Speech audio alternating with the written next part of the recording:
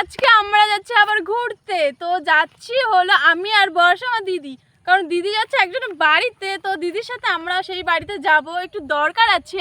আর এই ফাঁকে আমরা ঘুরে নেব, আর একটু যাচ্ছি বাজারের দিকে ঘুরতে, একটু কিছু খাওয়া দাওয়া করতে। তো চলো তোমাদের সাথে শেয়ার করবো। আচ্ছা বর্ষা, আর এইখানে সাইকেল নিয়ে বেরিয়ে পড়েছে, ভাঙড়ি সাইকেল আমার, ঠিক আছে। তো চলো যা যাক।